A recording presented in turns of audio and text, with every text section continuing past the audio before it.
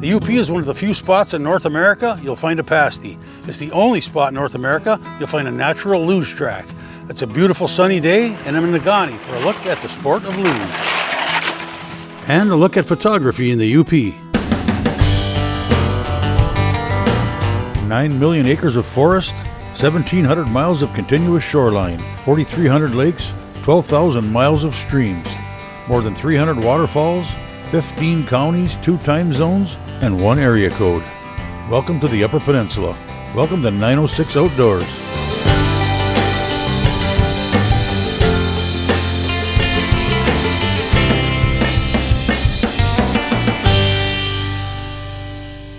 "906 Outdoors" is brought to you by Cooking Wild Seasonings. Make it fresh, make it yours.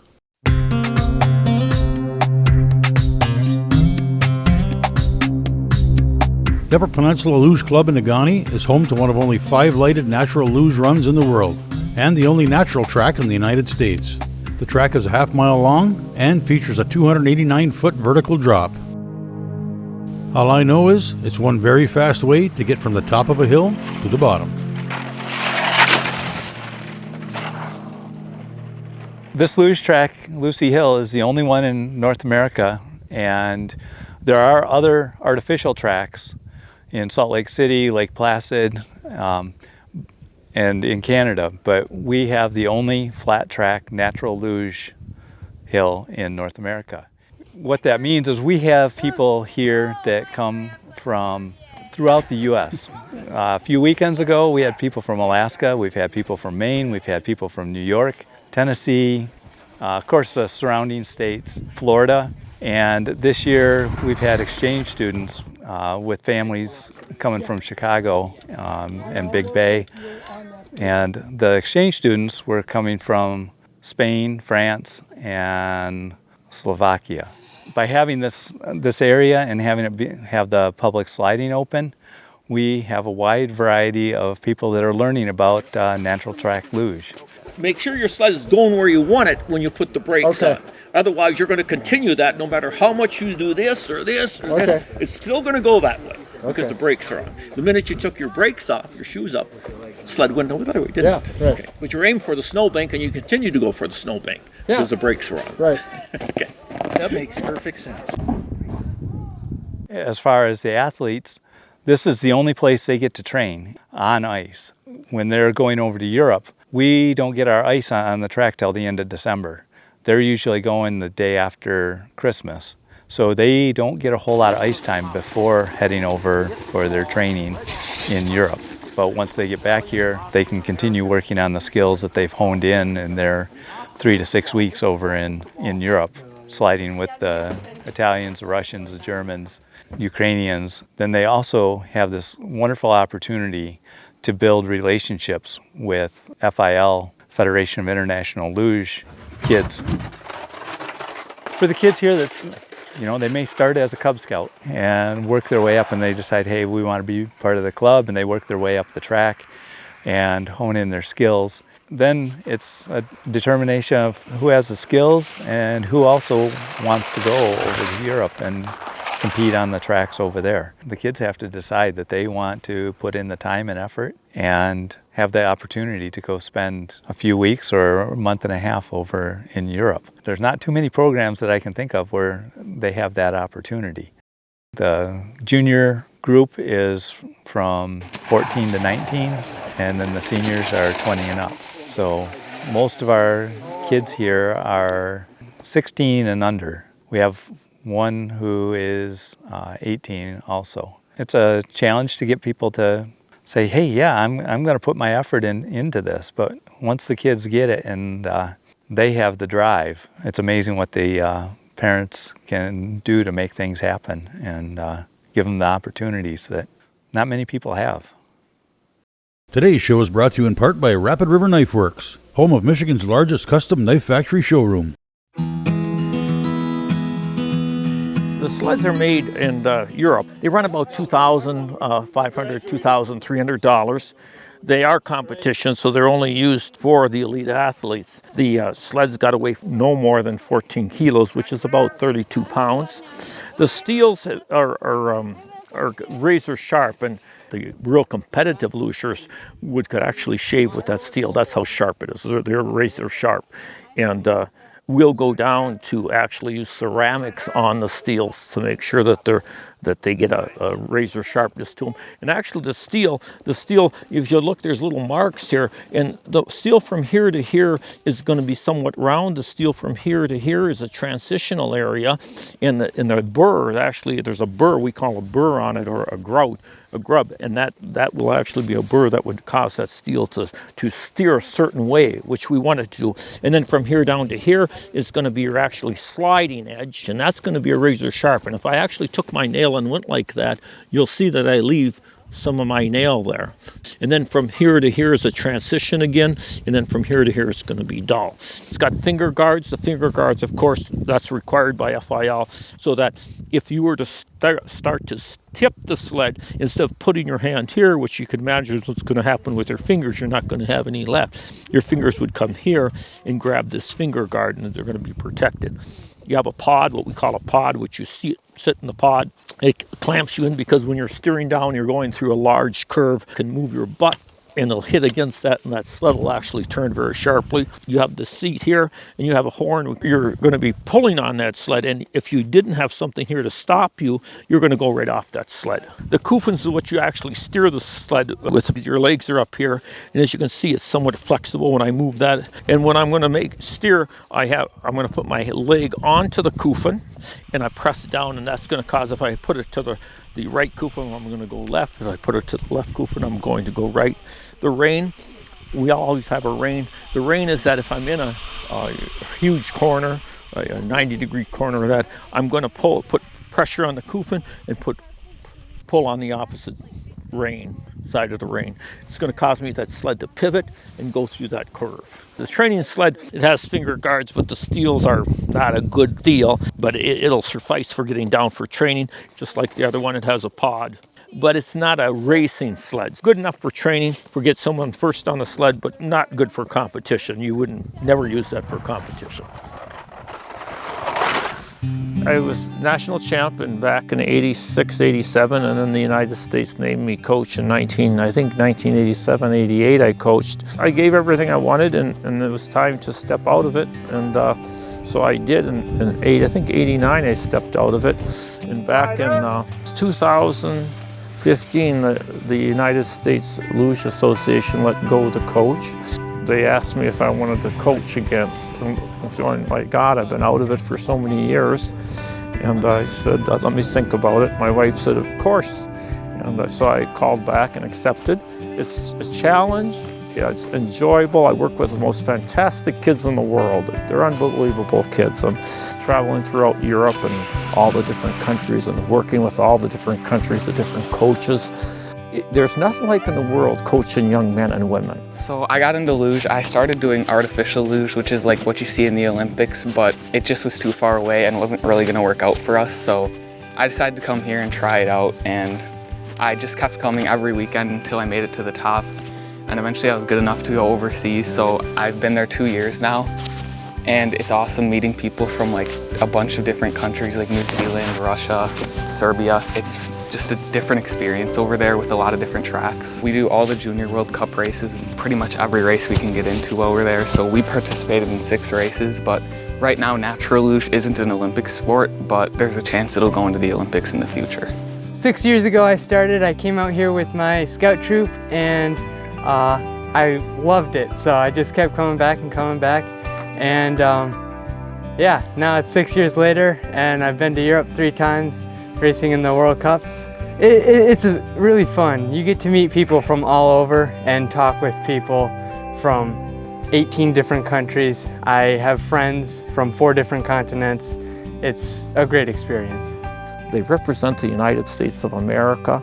They wear the United States uniform. They travel and eat and room with all the different countries in the world. And their best friends are from New Zealand, from Argentina, from Romania, Ukraine, Bulgaria, all their friends. And they talk to them every week. And I go, what an experience to come from Marquette or from Appleton or Duluth and to travel the world. Fantastic. I think I'm so proud that they get to carry the United States flag. It's an unbelievable experience. 906 Outdoors is brought to you in part by Blades Bait and Tackle, your hard water connection to Little Beatty Knock.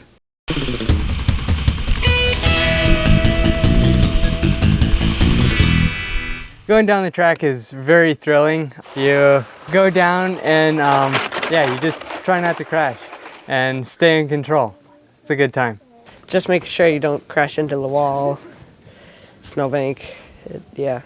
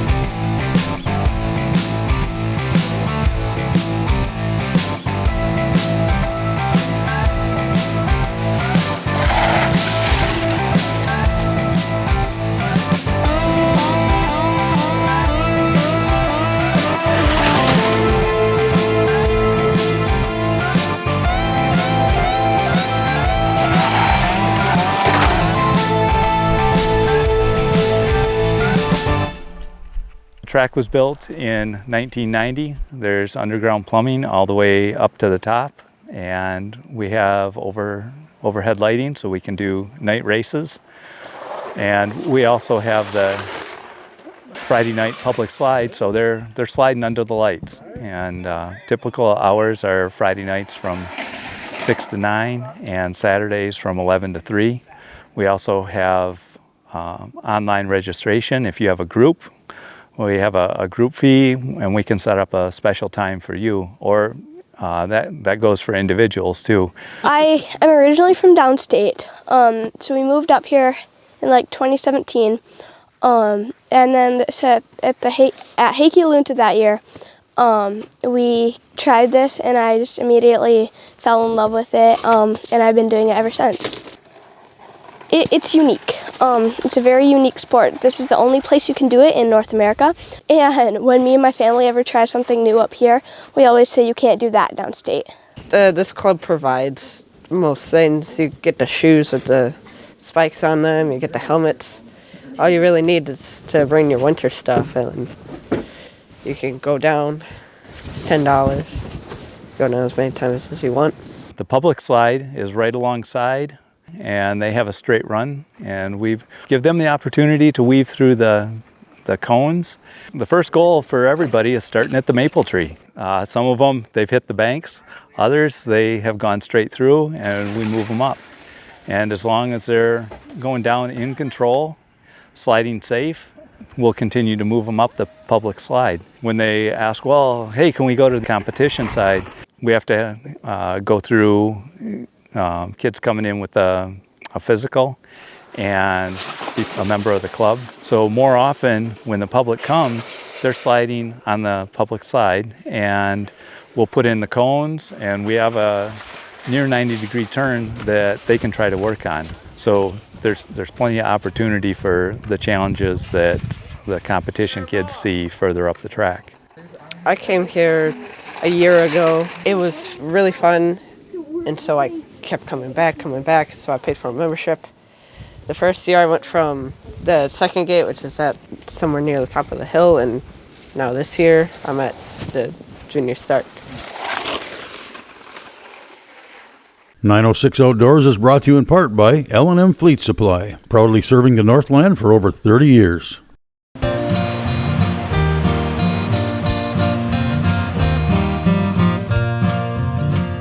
From Ironwood to Drummond Island, the Sioux to Menominee, the Upper Peninsula offers a wealth of unique scenery, interesting places, and people. Showcasing those people and places can be done in a variety of ways. For me, it's video. For some, like Greg Kretovic from Scandia, it's through the eye of a still camera. I ended up coming up to Northern, graduated from there with art design as my major. I ended up, while I was there, I took some photography classes, black and white film, kind of learned the basics of photography, really enjoyed it, and then just started taking pictures in 2006, got a digital SLR camera, and just started from there taking pictures. 2010, I think, it's when I started actually selling prints. And through social media, I've connected with a lot of people who used to live here, have vacationed here, have family camps and whatnot, and they kind of live through my images. And so, and the other part of it is, it's for myself and, for my family. And so we, in the past, we've taken, a family day trip to Tequamanon, or, I've gone, just this past fall, I went hiking with my son on up at Bear Bluff in the Keweenaw, which I'd never been to. And so it's kind of a family thing, a lot of it is timing, and being at the right place at the right time,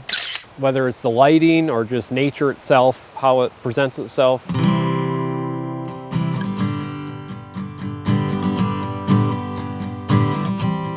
I was actually headed on a camping trip, and I happened to have my camera with me in the front seat, and I looked down one of the side roads, and there's this dark shadow standing there in the road.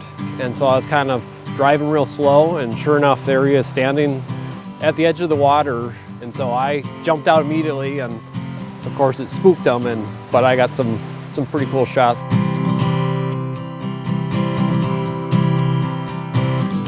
One of my favorite areas to photograph would be the Pictured Rocks National Lakeshore. It's got a variety of things to photograph, depending on the weather, depending on the season. Whether it's the waterfalls, the shorelines, the beaches, the hiking trails, the lakes. You throw in fall colors or the snow, if the areas that you can get to or hike into. You've seen a million photographs of Miner's Castle, but depending on the weather, if it's stormy or if it's sunset, sunrises, it presents itself differently. And so it seems like every time you go there, it's always different, and it's fun to be able to capture that.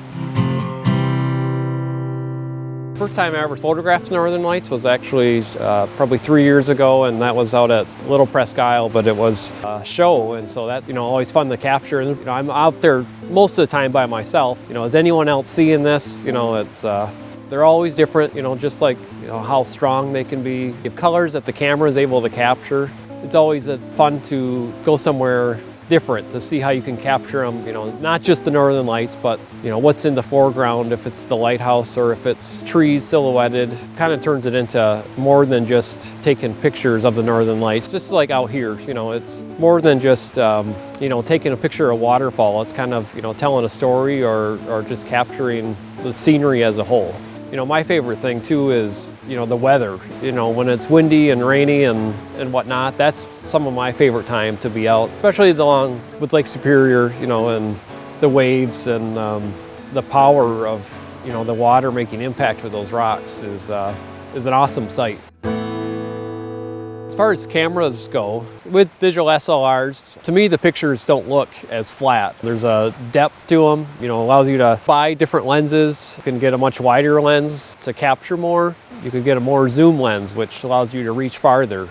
A tripod is definitely something you'd want to invest in as well. And it depends on what you're shooting. Like today with waterfalls, I prefer the smoother water look to a waterfall photo, and so you need that perfect stillness that you can't capture handheld. Depending on what the lighting is and what the sun is doing, and if it's a cloudy day like today, I will tend to head to a waterfall or a river. That bright sun reflecting off the water makes it hard to capture that movement of the water. With the more even light, it's a little easier to capture something like a waterfall. If it's a sunny day with clouds, then I would probably head to Lake Superior or Lake Michigan or those puffy clouds you see, you know, with the sun shining, to me that is like, you know, one of my favorite times to get out to capture, you know, the landscape. And so the weather and the clouds, you know, I guess really dictate where I decide to go when I'm out shooting. To me, it's a dream place to live. You know, I'm very lucky to live here. You know, there's challenges, of course, and inconveniences, but, you know, I find it well worth it. Sometimes you forget how awesome it is. And, you know, there's photographers from, you know, all over the Midwest, you know, and beyond that come here to capture what we have here. Between the waterfalls and, you know, inland lakes, the Great Lakes, freighters coming in, you know, historical buildings, churches, you know, beautiful architecture that makes this place unique.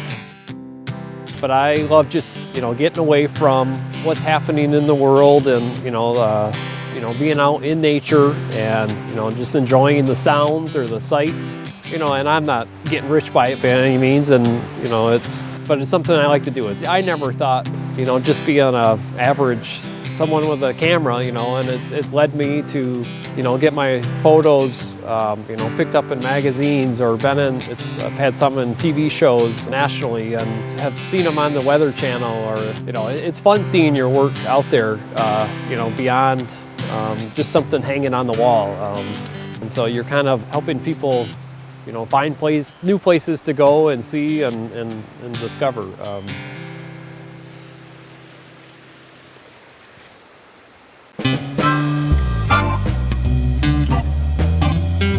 Feel free to join us on Facebook or visit us at 906outdoors.com.